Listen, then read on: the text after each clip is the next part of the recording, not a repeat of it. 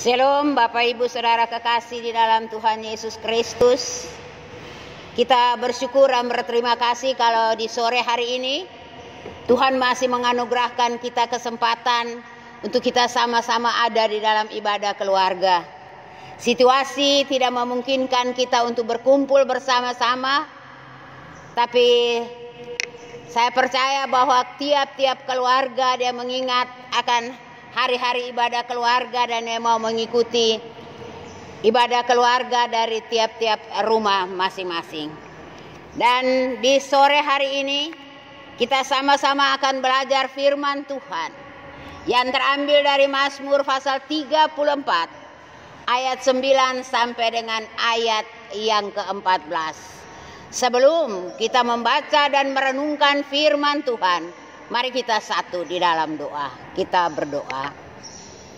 Ya Allah yang kekal, Allah yang kudus, Allah yang baik, Allah yang selalu ada bagi kehidupan kami, Allah yang kami sembah di dalam Yesus Kristus, Tuhan dan Juru Selamat kami, bahkan firman yang hidup.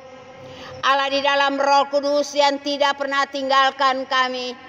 Di sore hari ini Tuhan, apabila Tuhan masih menganugerahkan kami kesempatan untuk kami beribadah kepada Tuhan, kami tahu bahwa itu adalah anugerah Allah yang besar bagi kami. Karena apabila kesempatan ini berlalu, dia tidak akan kembali lagi Tuhan. Untuk itu di sore hari ini kami boleh bersyukur. Tuhan, kami masih diberikan kesempatan untuk membaca dan merenungkan firman Tuhan. Dan Tuhan berkati firman yang akan kami baca bersama dan kami akan renungkan bersama, sehingga firman ini boleh menuntun perjalanan kehidupan kami.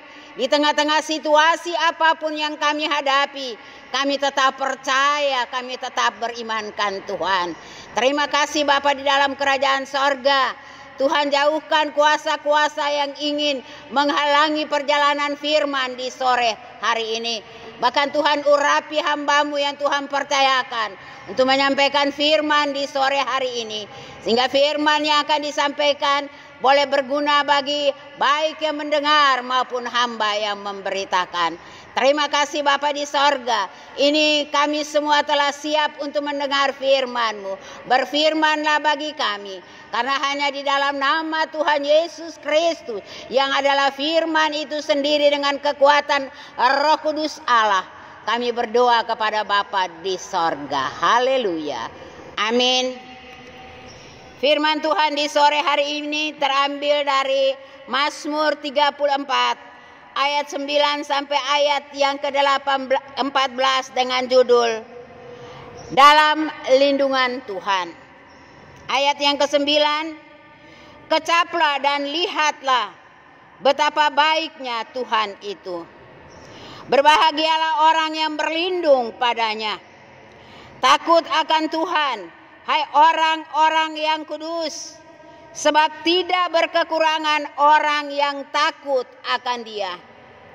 Singa-singa muda merana kelaparan, tetapi orang-orang yang mencari Tuhan tidak kekurangan sesuatu pun yang baik. Marilah anak-anak, dengarkanlah aku. Takut akan Tuhan akan kuajarkan kepadamu. Siapakah orang yang menyukai hidup, yang mengingini umur panjang untuk menikmati yang baik? Jagalah lidahmu terhadap yang jahat dan bibirmu terhadap ucapan-ucapan yang menipu. Demikianlah firman Tuhan di sore hari ini. Yang dikatakan berbahagia adalah kita semua yang setelah mendengar firman Tuhan, merenungkan dan pulang melakukan firman itu di kehidupan kita tiap-tiap hari. Saudara kekasih di dalam Tuhan Yesus Kristus, kita boleh bersyukur karena pencipta kita adalah luar biasa. Boleh menciptakan kita tubuh yang sempurna dengan indera-indera yang boleh berfungsi teristimewa, dipakai oleh anak-anak Tuhan untuk terus memuliakan Tuhan.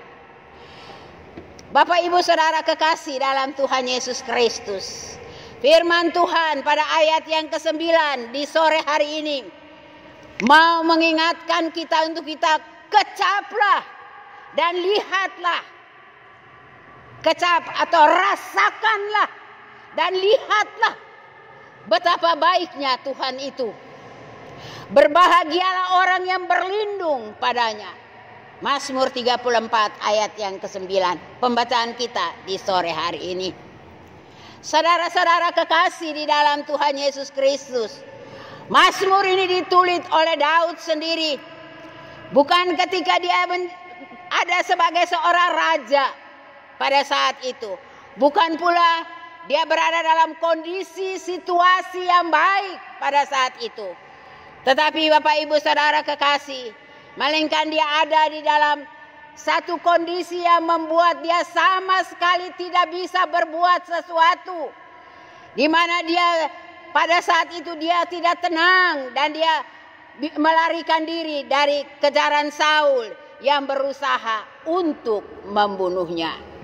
Saudara-saudara kekasih dalam Tuhan Yesus Kristus, tragisnya lagi saat itu ia lari ke daerah Filistin, di mana kita tahu persis bahwa Raja Filistin juga mengenal siapa Daud sebagai seorang pahlawan Israel yang telah membinasakan banyak perwira-perwira Filistin, sehingga raja itu pun berniat untuk membunuh Daud pada saat itu.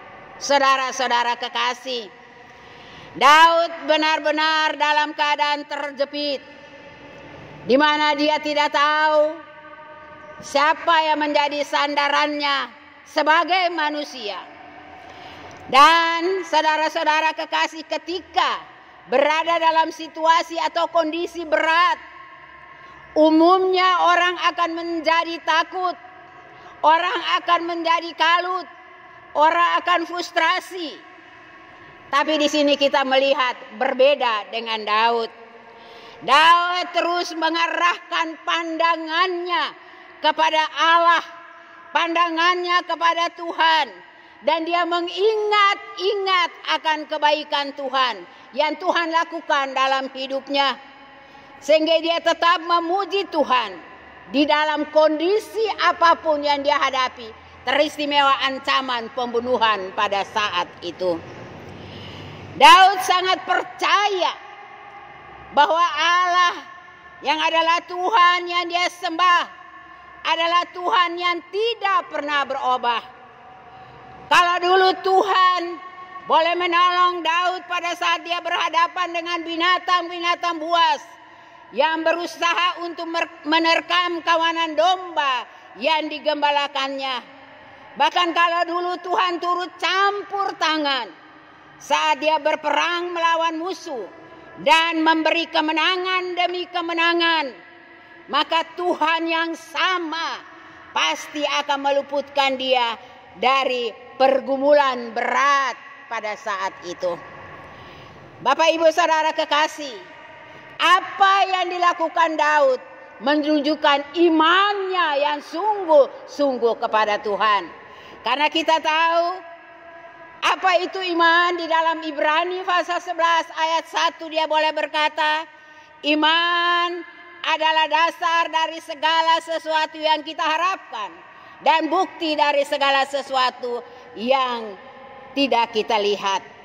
Ini berbicara tentang iman. Kita boleh melihat sampai sejauh mana iman yang dimiliki oleh Daud pada saat itu. Dan biarlah iman itu yang dimiliki oleh Daud menjadi contoh bagi kita dalam menghadapi setiap situasi. Kita tetap percaya bahwa Allah adalah ya dan amin. Bapak Ibu Saudara kekasih, karena itu di dalam keadaan yang seakan-akan tidak ada harapan, Daud selalu mengingat betapa baiknya Tuhan itu. Dan dia selalu berusaha untuk mengecap dan merasakan segala kebaikan Tuhan. Saudara-saudara kekasih, yang perlu dirasakan dan dilihat adalah kebaikan Allah, yang akhirnya Daud pun dapat berkata, singa-singa muda merana kelaparan, tetapi orang-orang yang mencari Tuhan tidak kekurangan sesuatu pun yang baik. Pembacaan kita tadi pada ayat yang ke-11. Saudara-saudara kekasih dalam Tuhan, kalau berbicara tentang segala sesuatu yang baik yang Tuhan berikan bagi kita, saudara kekasih, ada banyak pertanyaan yang muncul. Di tengah-tengah situasi kita merasa ekonomi kita terjepit.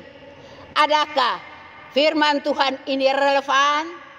Saudara-saudara kekasih dalam Tuhan Yesus Kristus, Tuhan yang berjanji, Tuhan yang tidak pernah tinggalkan atau tidak menepati janji. Untuk itu kita tidak perlu kecewa, kita tidak perlu takut, karena Tuhan yang kita sembah adalah Tuhan yang tidak pernah tinggalkan saudara dan saya. Ketika kita mengecap, ketika kita merasakan kebaikan Tuhan, kita dapat merasakan betapa Tuhan tidak pernah meninggalkan kita. Ketika kita merasakan kebaikan Tuhan, kita akan memahami bahwa janji Tuhan adalah ya dan amin. Amin, saudara.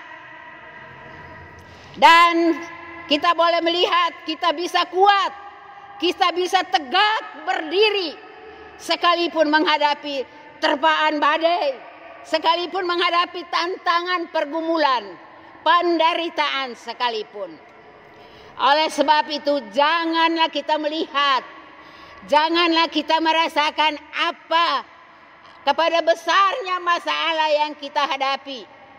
Tetapi mari Bapak Ibu Saudara kekasih dan Tuhan Yesus Kristus, kita pandanglah kepada Tuhan yang tidak pernah melepaskan tangannya untuk menopang kita sekalian. Saudara-saudara kekasih di dalam Tuhan Yesus Kristus, kasih Tuhan itu hebat dan kesetiaan Tuhan itu luar biasa dari selamanya dan sampai selamanya. Bapak Ibu kekasih dalam Tuhan Yesus Kristus, itu bagian pertama dari pembacaan kita di sore hari ini. Bagian kedua, kita boleh melihat ajakan Daud kepada orang-orang percaya. Ajakan seperti seorang bapa kepada anak-anaknya. Dengarkanlah aku, takut akan Tuhan akan kuajarkan kepadamu. Ini merupakan sebuah nasihat yang berguna untuk pertumbuhan iman orang percaya. Ini yang perlu ditanamkan setiap orang tua kepada anak-anaknya semasa mereka ada dalam masa-masa pertumbuhan, dan terus mengajarnya seperti pada Ulangan pasal 11 ayat yang ke-19 dia berkata, kamu harus mengajarkannya kepada anak-anakmu dengan membicarakannya apabila engkau duduk di rumahmu, apabila engkau berbaring, apabila engkau dalam perjalanan, apabila engkau bangun. Lewat pembacaan kita juga ada satu pertanyaan. Tapi sebelumnya kita boleh melihat bahwa mengapa Daud menuliskan ini. Daud mau mengingatkan kita sebagai orang tua supaya kita tidak lalaikan tanggung jawab kita terhadap anak-anak yang Tuhan percayakan bagi kita. Karena anak-anak adalah milik Tuhan yang hanya Tuhan titipkan bagi kita. Dan Bapak Ibu Saudara kekasih dalam Tuhan Yesus Kristus, firman Tuhan di sore hari ini juga mau mengajak kita untuk melihat ada satu pertanyaan yang Daud sampaikan bagi kita. Siapakah orang yang menyukai hidup, yang mengingini umur panjang untuk menikmati yang baik? Siapakah saudara dan saya yang mengingini umur panjang untuk menikmati segala sesuatu yang baik? Pertanyaan ini dapat kita masing-masing sebagai orang tua menjawabnya. Sampai sejauh mana kita menerapkan itu di tengah-tengah keluarga kita masing-masing. Sampai sejauh mana kita membimbing anak-anak kita di dalam takut akan Tuhan, dalam melihat dan mengecap segala kebaikan Allah. Sampai sejauh mana kita menerapkan mereka untuk hidup berkenan di hadapan Tuhan? Ataukah kita hanya sekedar pendukung mereka lewat doa-doa kita. Terbanyak kali sebagai keluarga, orang tua, apalagi anak-anak sudah bertumbuh dewasa di zaman canggih seperti ini, terbanyak kali kita tidak mampu untuk menasihati mereka karena mereka akan berbalik dan mengatakan bahwa kita sebagai orang tua yang kolot. Tapi Bapak Ibu Saudara kekasih, tanggung jawab kita masing-masing sebagai orang tua untuk terus dan terus membicarakannya di tengah-tengah situasi apapun. Kita tetap membicarakan tentang kebaikan Tuhan, tentang pengorbanan Tuhan bagi kita sekalian, sehingga kita menjadi anak-anak Tuhan yang telah memiliki keselamatan itu sendiri. Bapak Ibu Saudara kekasih dalam Tuhan Yesus Kristus, karena kita tahu bahwa pada saat-saat ini banyak orang-orang tua merasa bahwa apabila anak itu berhasil, dia menjadi orang yang kaya, dia menjadi orang yang berkedudukan, dia menjadi orang yang sungguh-sungguh dapat melakukan apapun yang dia inginkan. Itu tidak salah. Tapi apakah itu mengikut sertakan Tuhan di dalamnya? Sehingga kita tidak menjadi kecewa sebagai orang tua. Karena terbanyak kali sebelum kita mencapai sesuatu, teristimewa anak-anak kita banyak berjanji dengan Tuhan. Tetapi setelah segala sesuatu kita capai, kita kejar apa yang kita capai, kita lupa bahwa segala sesuatu itu adalah pemberian Tuhan.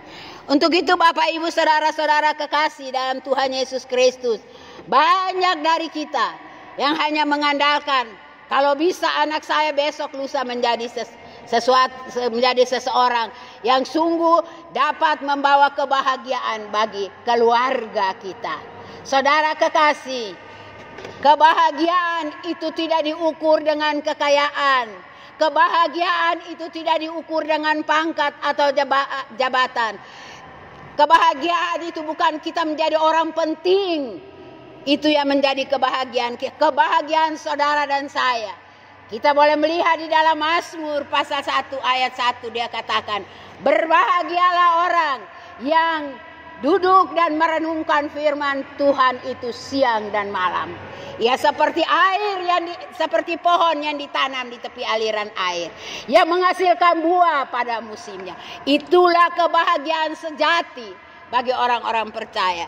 Tapi saudara kekasih, sampai saat ini orang percaya masih mengejar sesuatu yang bukan akhirnya membawa mereka kepada kebahagiaan yang kekal.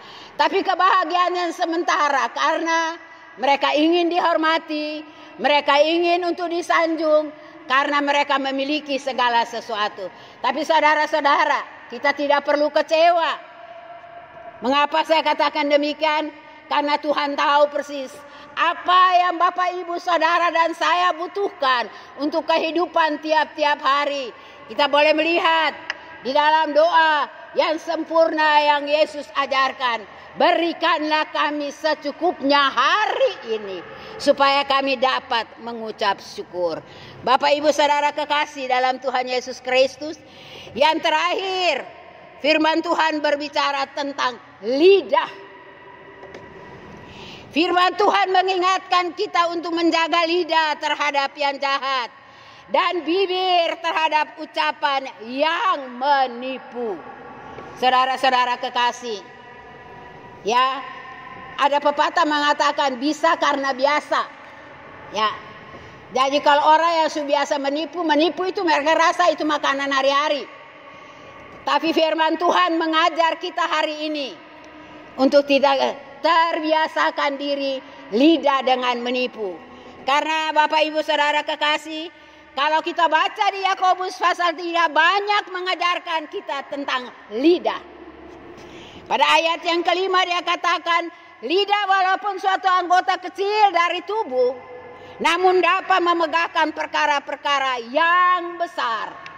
Perkara besar itu ada dua macam, saudara kekasih. Ada perkara besar yang menyenangkan hati manusia, tetapi ada perkara besar yang menyenangkan hati Allah. Kembali kepada Bapak Ibu Saudara dan saya, kita mau memilih yang mana? Yang menyenangkan hati manusia atau yang menyenangkan hati Allah? Yang kedua, ayat yang ke-9, dengan lidah kita memuji Tuhan Bapa kita, dan dengan lidah kita mengutuk manusia yang diciptakan menurut rupa Allah. Itulah lidah. Saudara kekasih, kita ada di tengah-tengah persekutuan orang-orang percaya. Kita boleh mengucapkan kata-kata yang baik, yang kita rasa membawa berkat. Dan kita hanya di depan kita mengatakan demikian. Setelah kita ke belakang, kita akan berbicara lain. Yang kita bertanya, satu mata air dia tidak bisa memancarkan dua sumber air. Tapi lidah bisa mematikan setiap orang. Hari ini, jam ini saya berbicara di depan Bapak Ibu Saudara yang baik.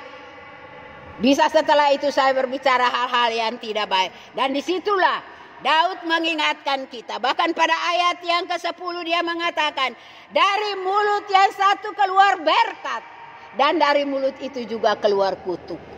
Itulah lidah, saudara. Ya, meskipun dia kecil, tapi dia dapat mengemudi seluruh tubuh kita dan membawa kita pertama kepada berkat yang Tuhan siapkan kalau lidah kita berkenan, dan kepada kutuk yang tidak Tuhan inginkan kalau pembicaraan kita tidak menyenangkan hati Tuhan. Untuk itu Bapak Ibu Saudara kekasih di dalam Tuhan Yesus Kristus, firman Tuhan di sore hari ini sungguh indah bagi kita. Di tengah situasi yang kita alami, kita boleh melihat bahwa Tuhan mengajak saudara dan saya di tengah-tengah situasi pandemi di saat ini membuat banyak orang mengeluh. Jangan sebagai orang percaya kita mengeluh. Berharap kepada Tuhan. Kecap dan lihatlah betapa baiknya Tuhan itu. Itu tidak hanya merupakan tutur kata atau ucapan bibir, ucapan lidah. Tapi itu ucapan iman yang membawa saudara dan saya kepada kemenangan. Tuhan Yesus memberkati kita sekalian. Amin. Mari kita satu di dalam doa.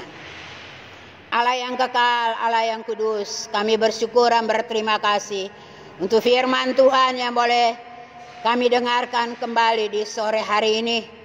Firman ini mengingatkan kami, apakah kami mampu menjadi seperti Daud untuk di tengah situasi apapun kami tetap mengandalkan Tuhan, karena kuasa Allah dulu, sekarang dan selamanya tidak pernah berubah. Dan kuasa itu menyertai setiap orang percaya. Biarlah itu menguatkan iman dan percaya kami.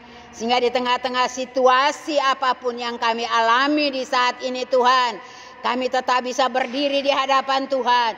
Kami bisa tetap memuji Tuhan. Kami tetap bisa bersyukur kepada Tuhan. Dan kami tahu kalau Tuhan masih menganugerahkan kami kehidupan, Tuhan akan memperlengkapi kehidupan kami dengan cara Tuhan sendiri. Terima kasih Bapa di sorga. Biarlah firman ini menuntun perjalanan kami, supaya kami semakin dekat dengan Tuhan, dan kami semakin menikmati kebaikan Tuhan, dan kami menceritakan kebaikan Tuhan bagi orang lain. Terima kasih Bapa, hanya di dalam nama Tuhan Yesus kami berdoa dan bersyukur kepada Bapa di sorga. Haleluya. Amin.